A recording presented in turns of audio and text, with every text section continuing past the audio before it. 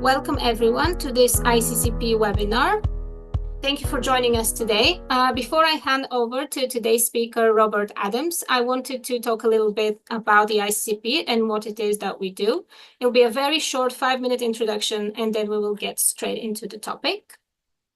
So the Institute of Construction Claims Practitioners is a professional members organization that recognizes those with skills, qualifications, and expertise in the professional management of construction claims. We have three main objectives: to establish international professional standards for the management of claims, to give recognition to those who work with claims, and to help those that want to learn more about construction claims. Why is there a need for another professional institute? Many of you know there's a lot of them, but construction claims have become a key part of the international construction industry, and many professionals with different backgrounds like engineering, quantity surveying, project management, and others have gotten the experience, the knowledge, and the skills to manage, prepare, and respond to claims. And those people like you deserve recognition within the industry.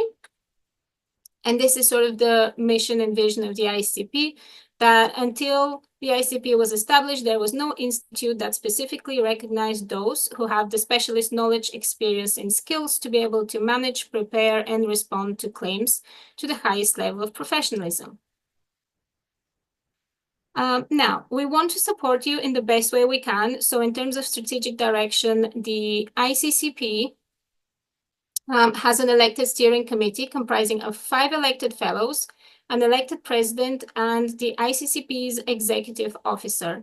The ICCP also has a small and friendly management team, which I am part of, and we're always happy to answer any questions you have about the ICCP and our community.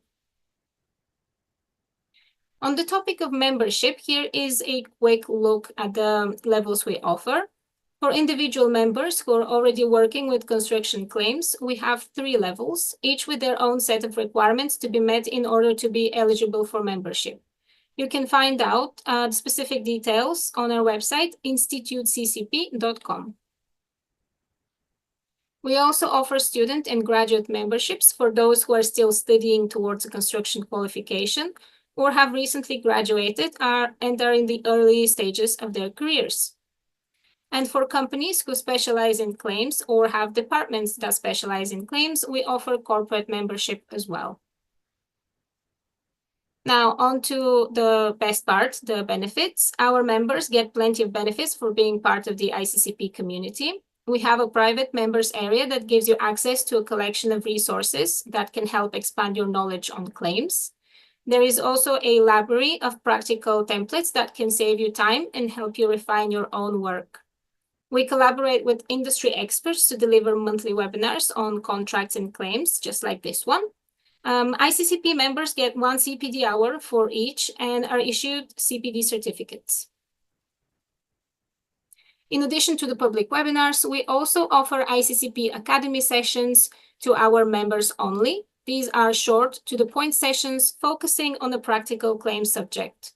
All webinars are recorded and available to watch in the members area. So once you become a member, you gain access right away to a library full of tips and tricks for you.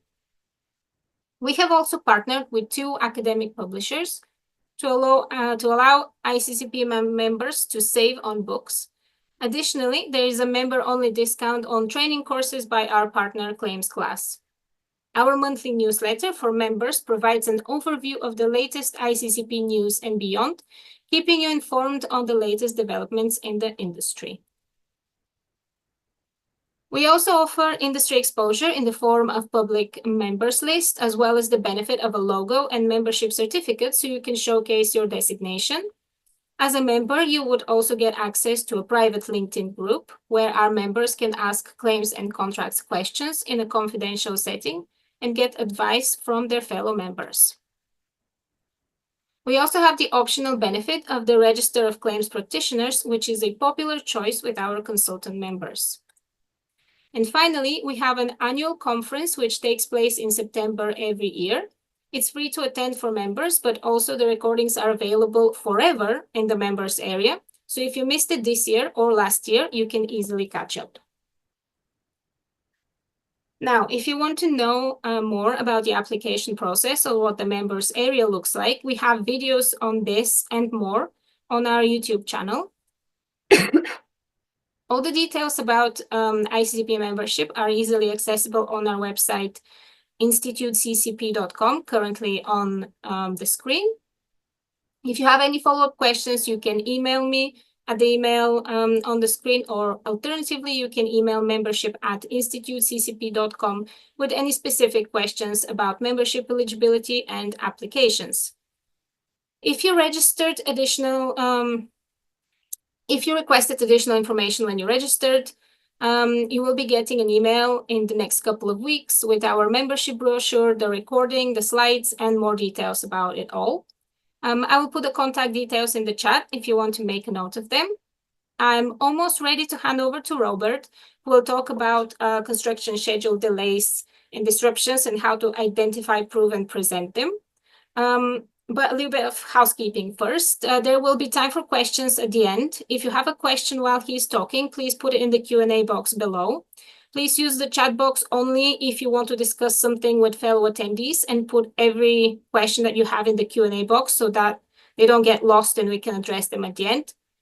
We will end on the hour, so if we can't get through all of the questions, you are free to email Robert after. I will put his contact details in the chat as well. And with that, thank you all. I will hand over to Robert. All right. Well, thank you very much for the introduction and the opportunity to present here to the ICP today, ICCP. I'm a fellow as well, and I'm certainly enjoying being part of this distinguished group. And so today we're going to be discussing identify, prove, and present construction schedule delay and disruption. And so as I go through the slides, I'm sure many of you will recognize a lot of the theory and a lot of the processes. So this will be a sort of a review of some of those. I won't get too technical, but you'll see some of the slides you'll see the technical aspect in the information, obviously, and we can discuss later if you wanted to know exactly how that information was provided. So let's get right into it. So first of all, just a little bit about me. So obviously, my name is Robert Adams. I'm a PMP, and also I'm a fellow at the ICCP, as I mentioned. I'm a managing director at Ankura, and I have approximately 30 years of experience. And I like to call that hands-on experience, because I really started in the construction industry on job sites, starting out in the oil fields in Canada. I'm a Canadian by birth.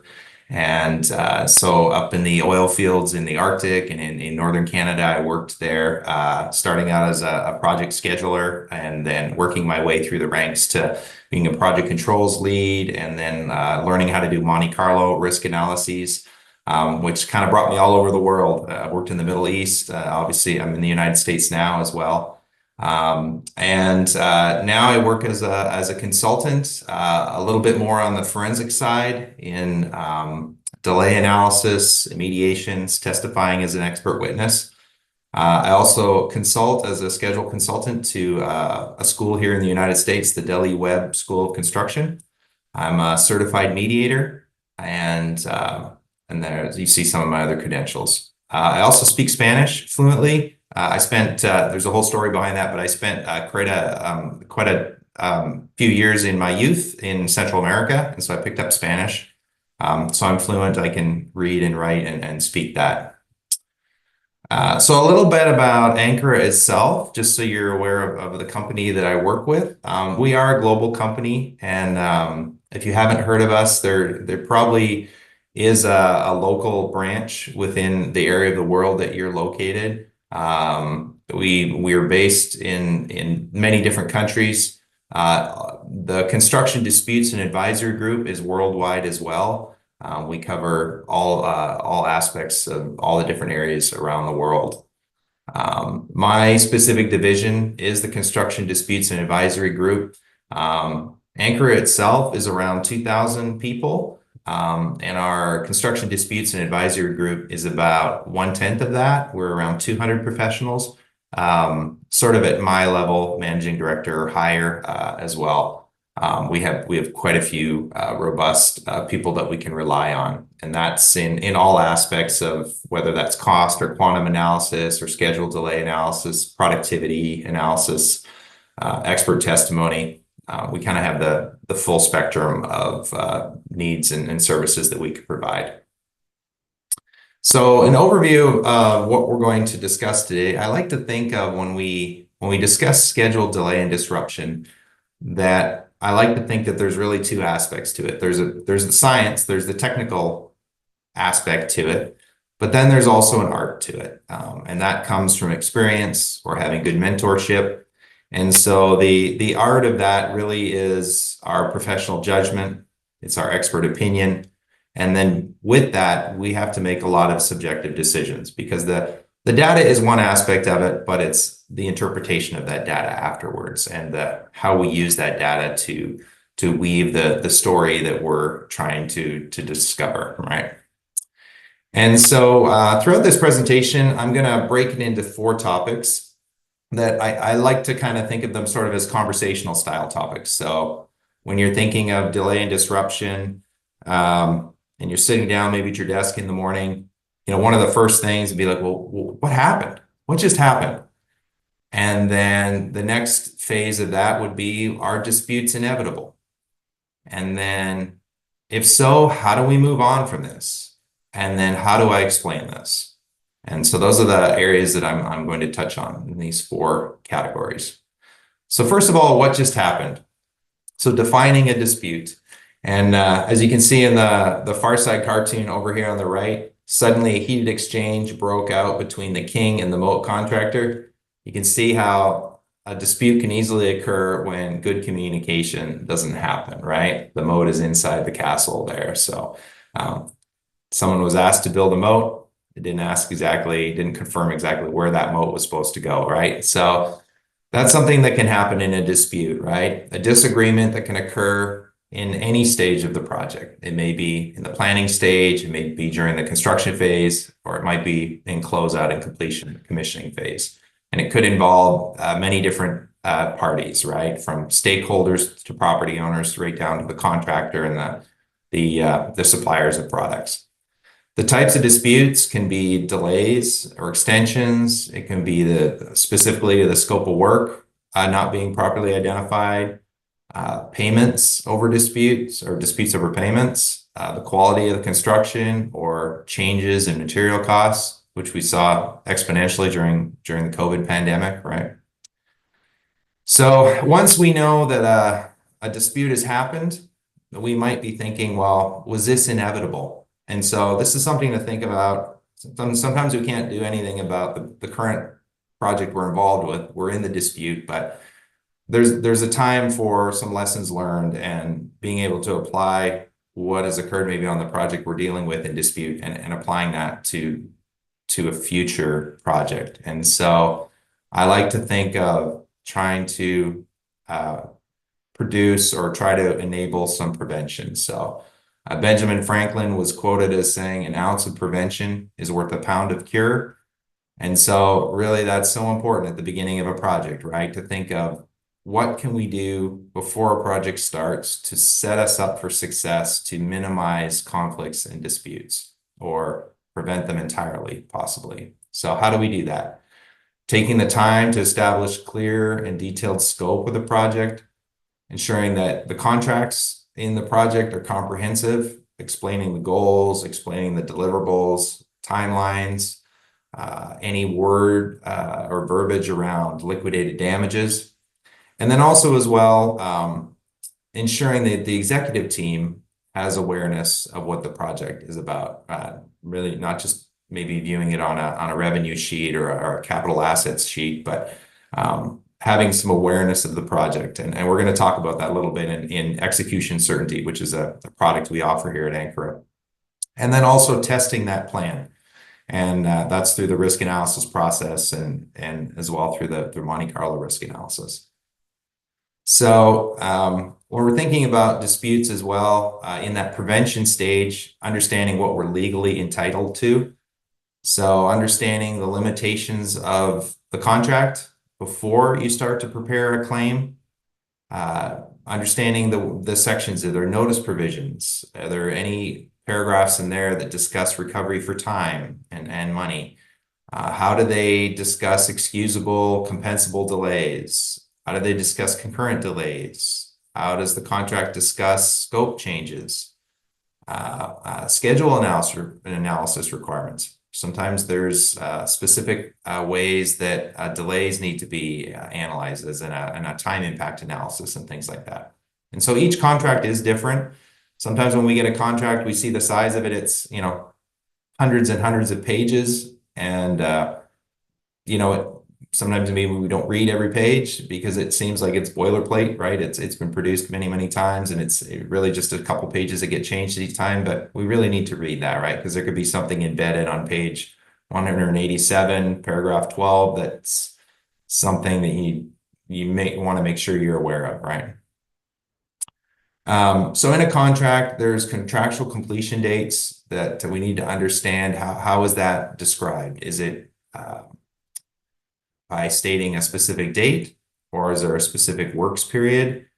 And then how is that contractual completion date described? Is it called practical completion? Is it substantial completion, mechanical completion, handover, separable portion completion, things like that? And then as well, are there liquidated damages, or are there specific milestones tied to, completion that there's dollars associated with? So understanding that, and then so that if we are in a dispute, then we know exactly what milestone is tied to the dispute.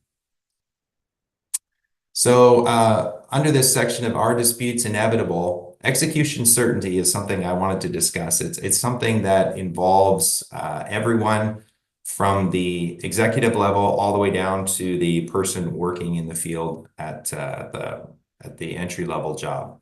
And so it really asks a question: how are we going to ensure that our critical project or the organizational initiative is reliably executed and fully captures the intended business value? That's quite a sentence, but really, execution certainty, it's a product that we've developed here at Ankura that's a framework for making sure that the project is a success. And so it does that through something a little different than just a schedule with schedule milestones. It has something called waypoints, which is not schedule milestones. It's more about deliverables that are more than just physical, tangible items, right? And so embedding those waypoints throughout the life cycle of the project, making sure that all the scopes and all the people involved are in coherence with those waypoints from the executive down to the lower entry level. And then are there any things that can be done, we call them go beyond, to identify and perhaps impact for good or bad the project. And so if you go to the Ankura website, you'll see a section under the Lou Mary section for execution certainty, and it'll explain the things that you can expect, how the leadership group will have clarity on the project. They'll understand how to operate as one team with everyone. The teams themselves have understanding of what each other team is doing.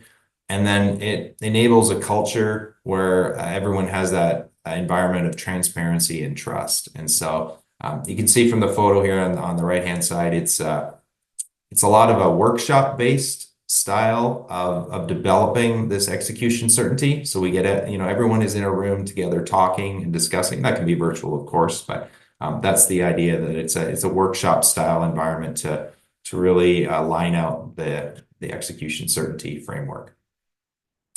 And so then the next part of the prevention, something that's dear to my heart, is risk analysis. And I have a certification in Monte Carlo risk analysis. So I always encourage any project team when they're undertaking a new project. And I come from an oil and gas background, and we used Monte Carlo risk analysis consistently for every project, because they're larger projects in the billions of US dollars.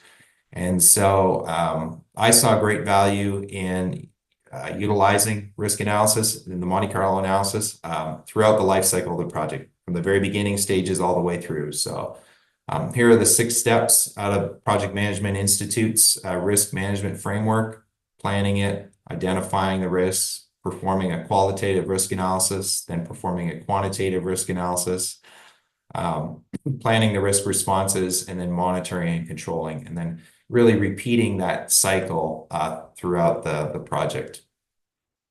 And so testing that plan is part of the risk analysis, right? And you can see just some of the outputs. On the right-hand side is the typical risk curve that we see, where it gives a probabilistic number, which is different than the deterministic number. Usually your Microsoft project or your Primavera P6 schedule it's a best case deterministic number. And so Monte Carlo will provide you the probabilistic, the more likely dates and durations of your activities. And then on the left is just a different version of that data plotted in scatter plot style. Okay, so we've identified what just happened. We've discussed, was this inevitable? And so now we're at the stage where it's happened. We're in a dispute. There's been delay, or there's possibly been disruption. So how do we move on? What do we do now? We can't just sit and hold our hands and say, whatever. We have to really figure out what are the next steps to resolve this and address this, right? So the way we can do that is breaking it into little bite-sized chunks. First of all, looking at what's my available data and what is the quality of that data and records on the project. And then from that, we'll be able to identify the event or events that have caused this issue. And then we can use that same information to establish causation or entitlement, responsibility, right? Assigning responsibility. So first of all, available project records and documentation. So this is really important. As you can see, Vader on the right-hand side, he's concerned that he finds your lack of documentation disturbing. And so I'm sure we've all been in a situation where we've been asked for our project data, we deliver that project data, and it's just not really the quality that whoever was asking expected, right? And so first of all is identifying what's there. What do we have for project schedules? Is there a baseline? Is there an as-built? Is there monthly updates? What kind of daily reports are there? What kind of meeting minutes are there? What photos are available? Can we go onto Google Earth or Google Maps and see perhaps a top-down drone style time-lapse image of the project if it's an outside project? What kind of logs are there? Is there RFI logs, request for information? Or is there change order logs? Is there drawing and design logs? What kind of job cost report is available? What does the contract look like? Is that available? Any contract addendums? And then a big no for me is no PDFs as much as possible, right? Native raw data is the most important, especially when you're getting into project schedules, when you're looking at job cost reports. The native data is really valuable. I'm sure we've all got PDFs before of schedules, and they run on to like 18 different pages, and you have to staple them or tape them all together to actually see what you're looking at. So if you get the raw file, you don't have to deal with any of that. So it's important to know as well, too, there is a difference between records and documentation. It's really just a nomenclature. But records is all the contractual requirements. But documentation is when you're discussing proof of causation, right? Documentation is when someone asks for documentation to support the information that you're providing. And so that's really where you're trying to get into that cause and effect nexus to prepare a successful claim. Excuse me. So testing the quality of the data. This is where you know what records you have. You need to see what quality they're in. So I'm just going to use the example here of project schedule quality. And so there's many different third-party software tools out there that will give you a quick kind of test on the quality of the schedule. And obviously it won't check everything. I haven't found a software yet that can validate constructability. It doesn't know whether you're supposed to put the foundation in before you put the building up.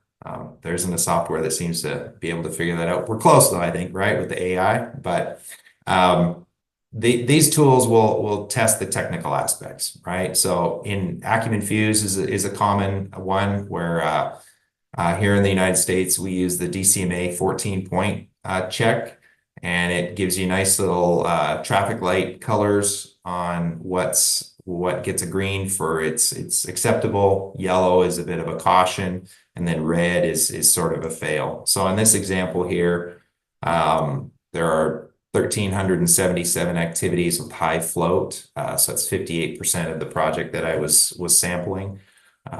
And same with resources. There was 413 activities without a resource. So that was 17% of the project.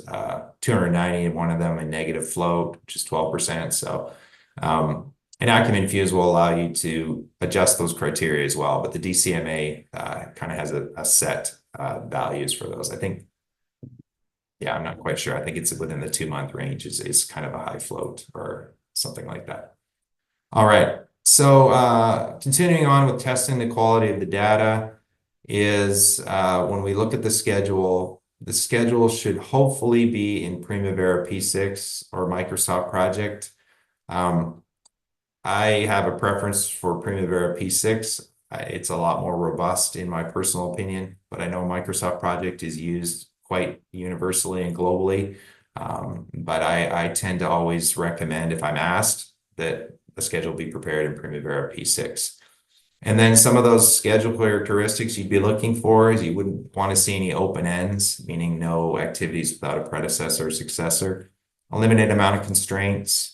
The majority of the logic relationships hopefully should be finish to start style, no large lags, no negative lags. And then there should be a continuous critical path that makes sense throughout the project. You shouldn't be seeing a critical path starting 18 months into a 2-year project, something like that. So those are some things to remember.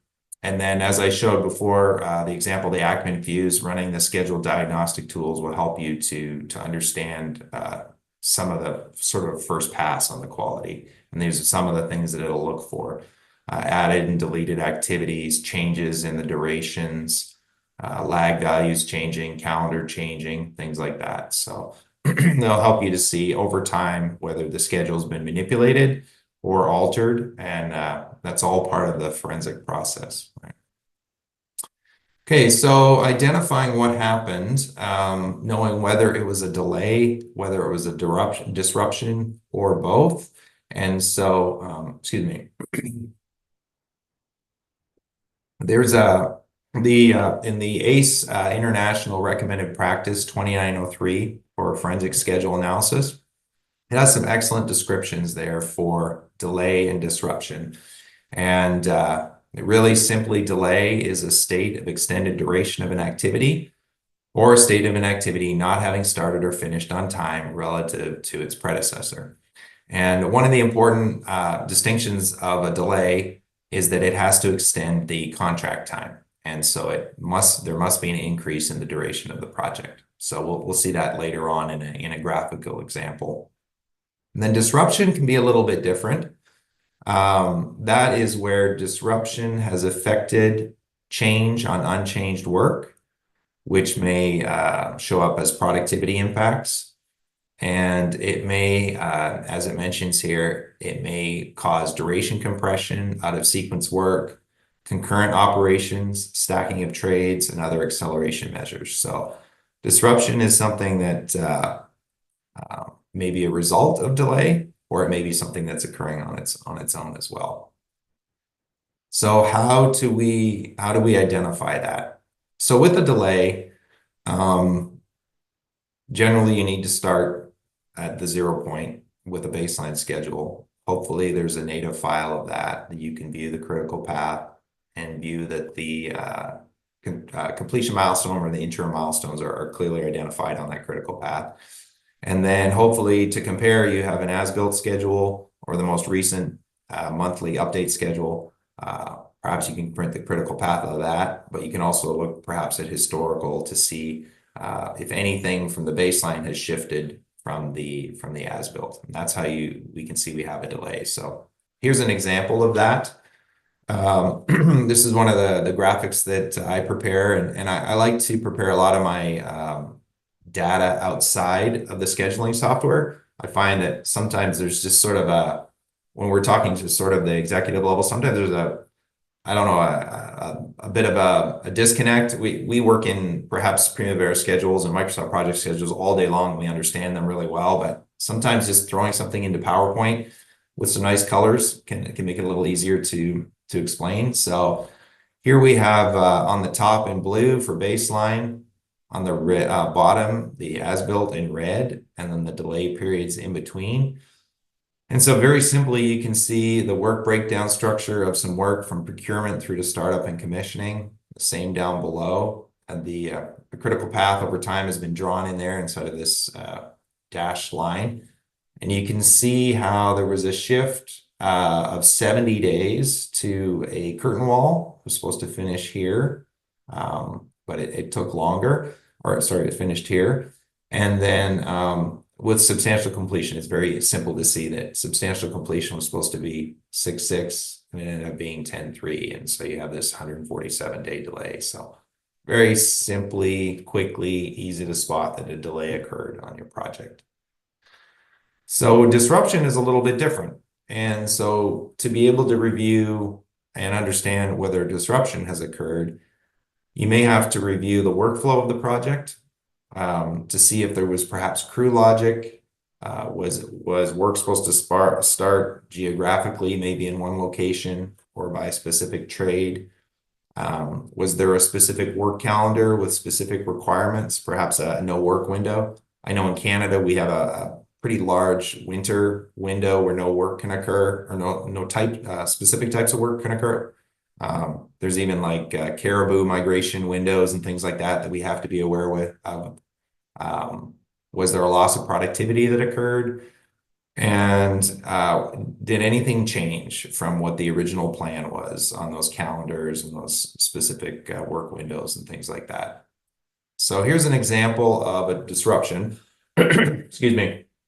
So this is actually a calendar, like I mentioned. There's a caribou non-work window there. So in this calendar, this is data plotted from Primavera out into Excel. I've done it as a simple scatter plot. And so you can see here, this was foundations planned by a series of work segments. And I believe this may have been on a transmission line.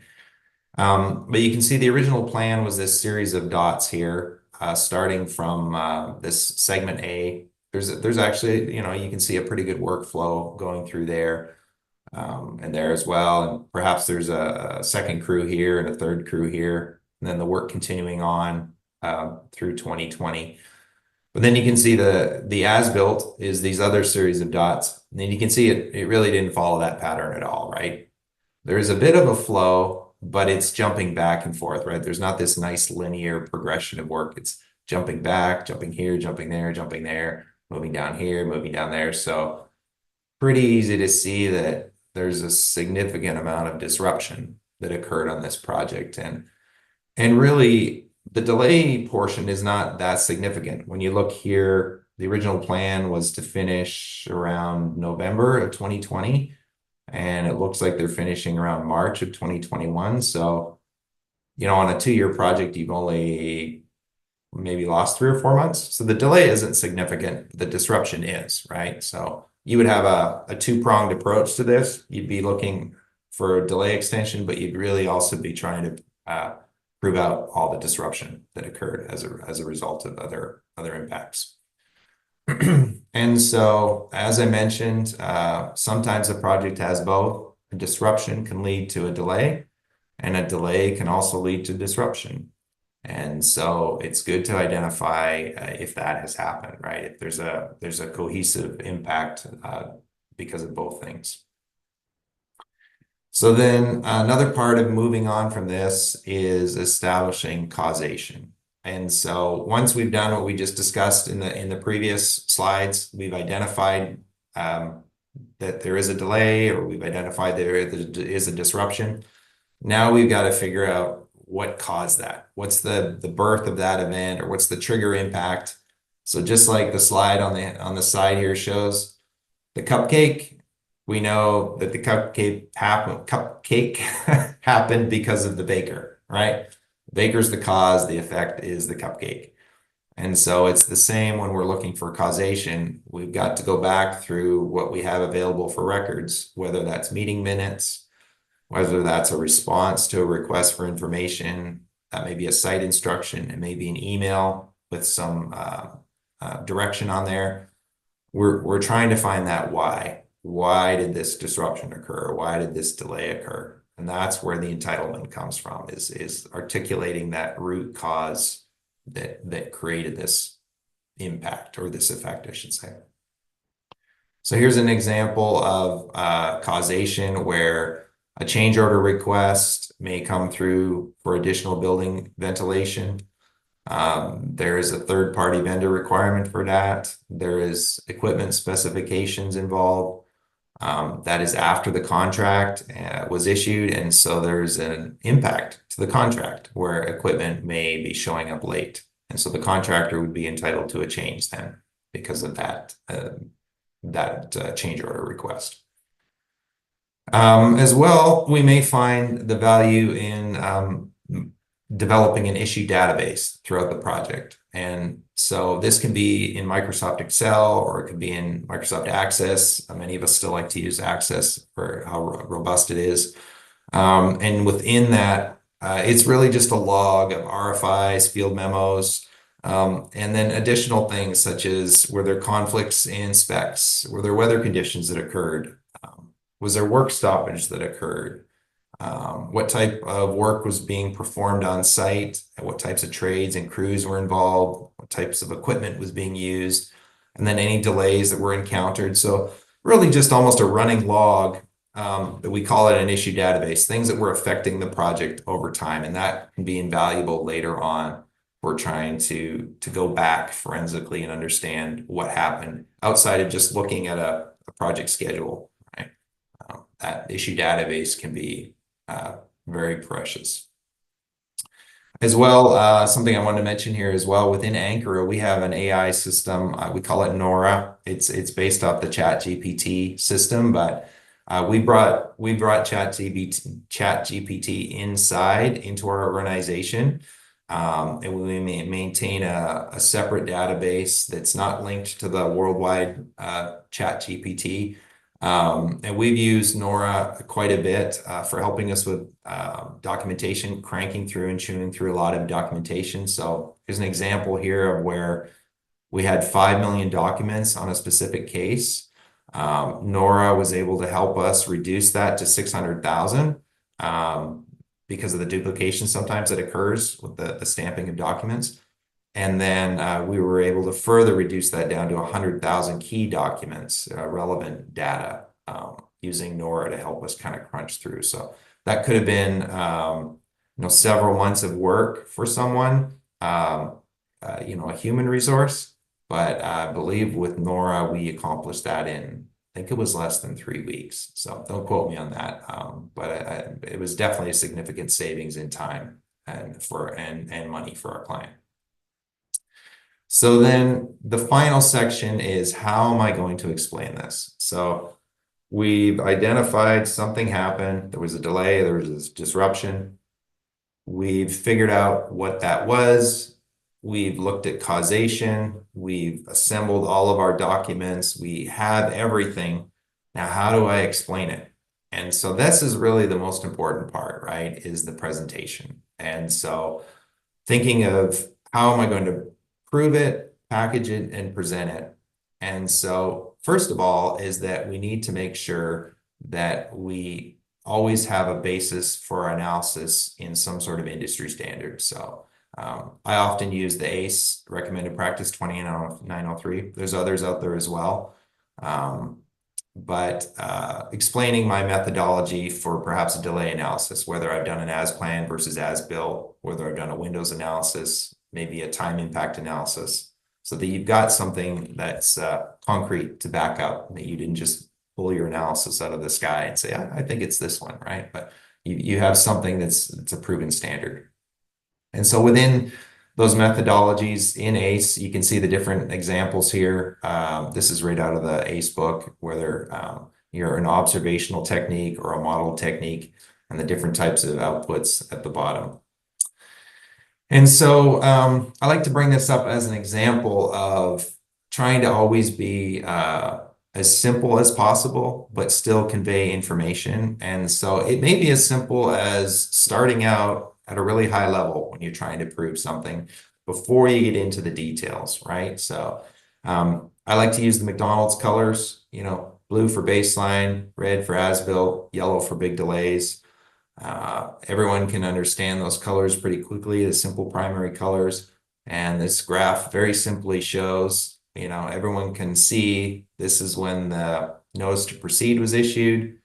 It was originally 350 days. It took 1,033 days to reach substantial completion. So you have 683 days of delay. So starting off with that, with everyone in the room, and whatever setting you're in, whether it's a court setting or an executive setting or a contractor site setting, everyone start agreeing with that before we move on to more detail, right?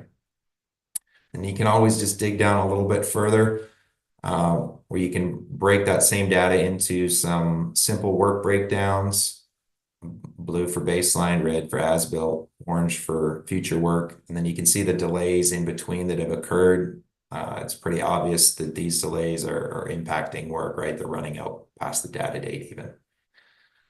And so something that can help us as well in proving packaging and present is the measured mile methodology. And so ACE has a nice definition on what the measured mile is. It's a productivity study, right?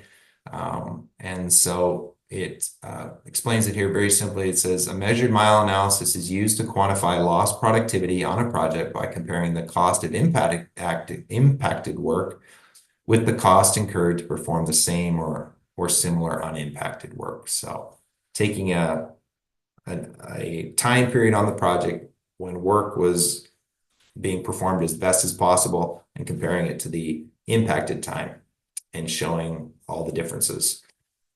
And so it's definitely a well-respected, well-received methodology. And here in the United States, it's the one that we most often cite and use in court cases, the ones we win anyway.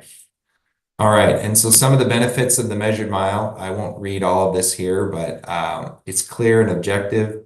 It's straightforward and reliable. It uses actual productivity rather than theoretical productivity. It's reasonable, and it's derived from consistent project records. So you're using the project's own data to prove the productivity loss, right? So here's an example of measured mile. Again, I'm taking the data and graphing it, right? So this was an electrical installation, and this was during COVID.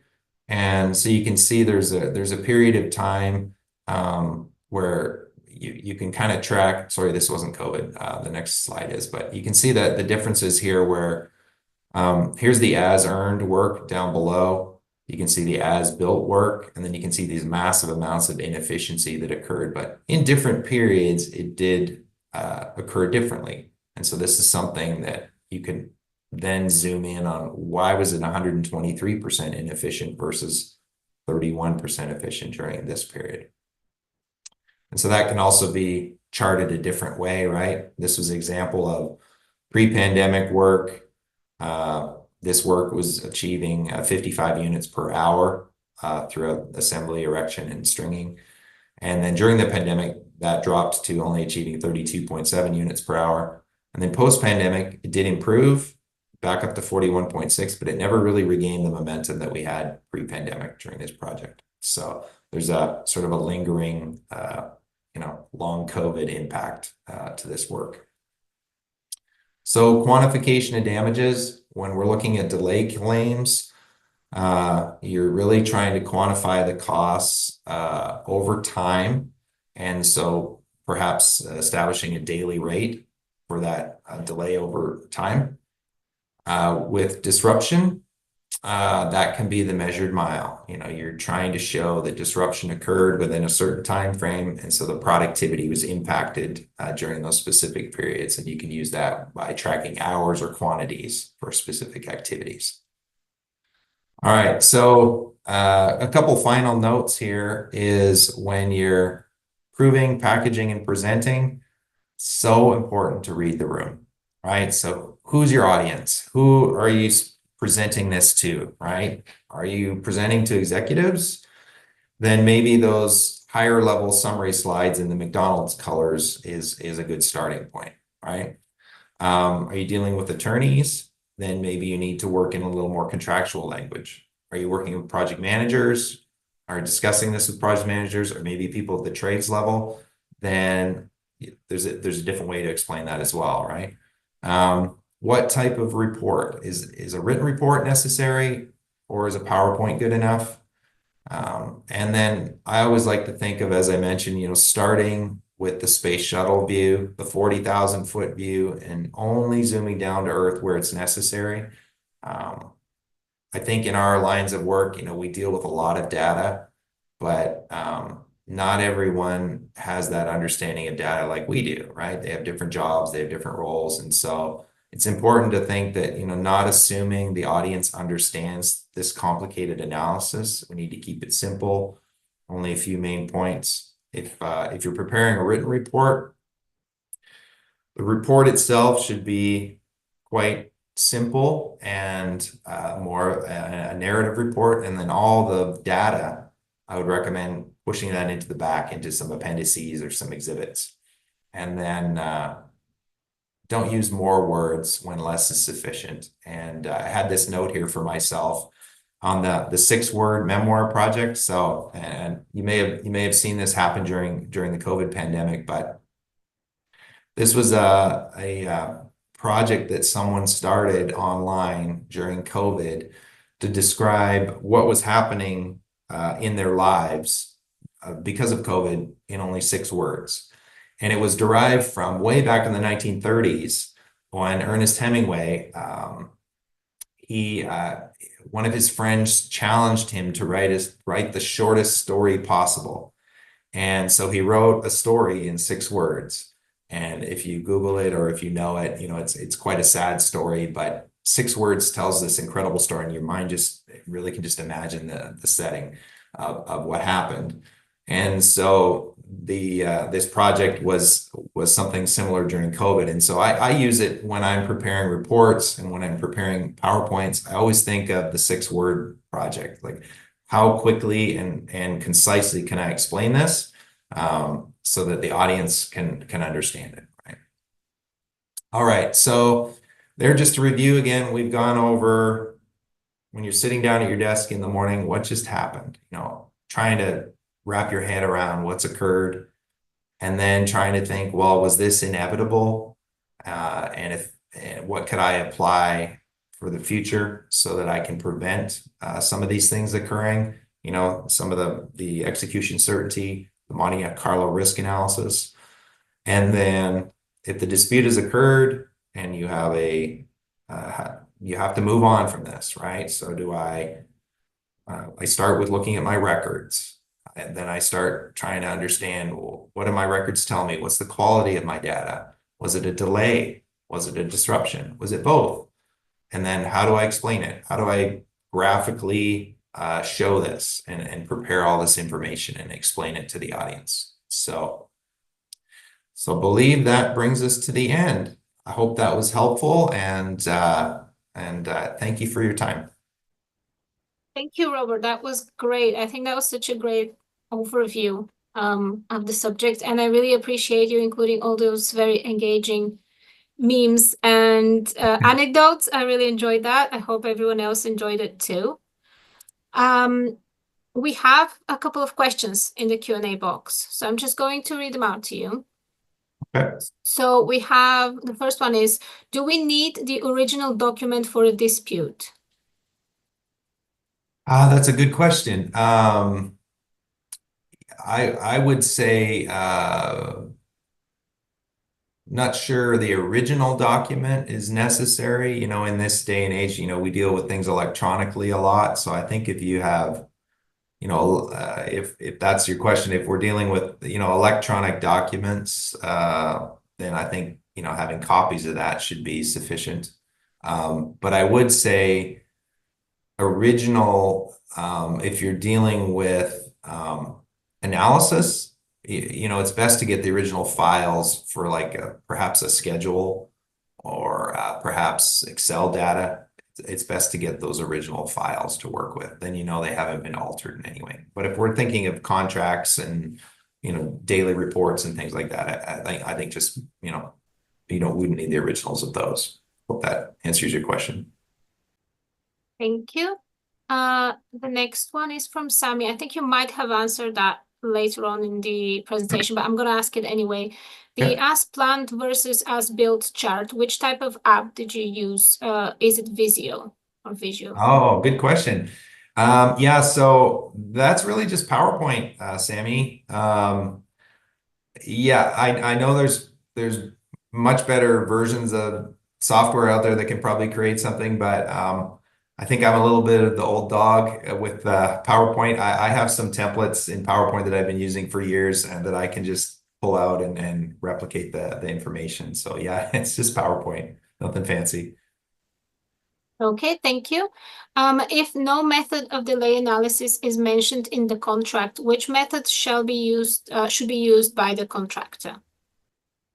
Okay. Well, there's a little bit of the art, I guess, and the subjectivity. And so if there's no delay analysis provided, I think you'd really want to just rely on your whoever you're looking to help you with that delay. Just making sure that you pick something from a recommended practice. So as I mentioned, the ACE, the recommended practice 2903, I would think just opening up that and reading through the different methodologies. I'm going to say there's at least 7, but I could be wrong. There could be a couple more, but just picking from one of those and seeing if it will align and whether you have the data to support that methodology, just going with that. So even a simple as planned versus as built works great. Is it fine to state the methodology to be used for the delay analysis in the particular specifications? Yes. Yeah, you mean in the contract specifications? Yes. Yeah, I think. Yeah, someone could specifically say, in the contract, I want to see a time impact analysis as per recommended practice XYZ, whatever. Sure, you can designate that. Okay. The next question, contractor claims planned productivity versus, I assume, disrupted productivity. Is this the correct approach, or is it a correct approach? I think if the contractor's claiming planned productivity versus disrupted, I think they would need to substantiate their planned productivity was achievable. And so if it's measured mile generally should be actual productivity in a section or a time period of the project versus disrupted productivity. And so that's really the correct approach for measured mile. Planned productivity is really an estimate of what you plan to achieve. And so if they're going to provide that, then you'd have to go outside and show well, show me some benchmarks on how do I know that this planned productivity is something you've achieved historically. Thank you. Next, if the contractor didn't update his schedule for many months, which schedule can be used for EOT determination? Can as-built be used? Yeah, this is a little of the subjectivity, and so hopefully there's an as-built available. You can do extension of time analysis if you have a baseline and an as-built. You're still going to know overall where the delays have occurred if you have a final as-built schedule. But I've prepared delay analysis as well without having any schedule updates. I've had a baseline, and then we just have daily reports and records. And so you can sort of, you can approximate a schedule progress using other records. It doesn't have to be a schedule update. It's just a little more involved to do that. The next one is I'm working in a client firm, and Windows analysis is best for delay analysis. So do you know what Windows analysis?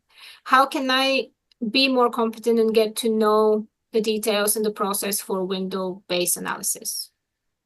I think it's a question. Yeah,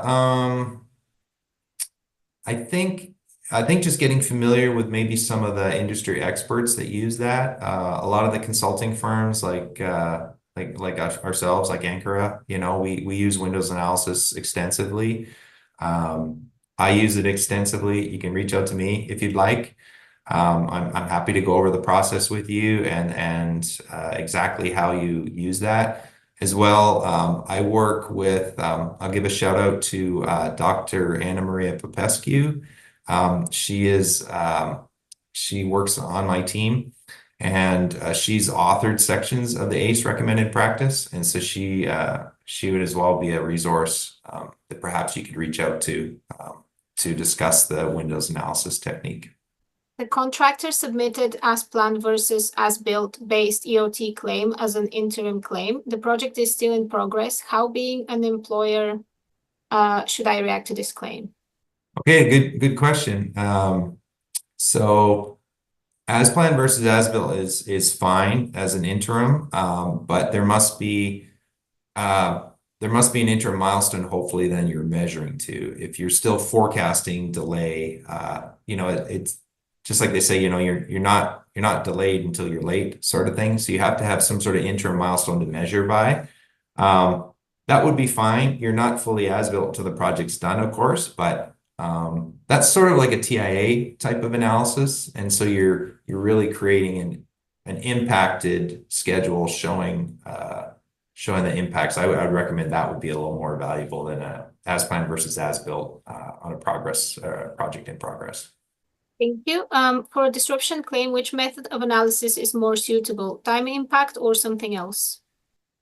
For disruption, I would recommend the measured mile. You may not find time impact will give you all of the information for disruption, right? You may not even have time impact would be delay, right? Not disruption.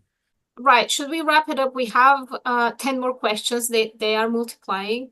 I can get the questions on a list, and I can send them to you if you're happy to answer them, and I can distribute that to everyone if that is something that you're happy to do. That would be great. Yeah, I really appreciate everyone's involvement, and the questions are excellent. So I'm happy to answer those, and appreciates everyone's attention. Yeah, thank you. Okay, we'll do that. We do have a raised hand, but unfortunately we are running out of time. So thanks everyone for joining us today. I will just pop in the chat our contact details as well for the ICCP. I hope you found this session useful. We will share the recording and the member CPD certificates in the next 2 weeks. If you have any follow-up questions, as we've said, just email Robert or find him in LinkedIn. Details are in the chat. And yes, thank you very much, everyone. Thank you, Robert. Goodbye. Thank you. Bye.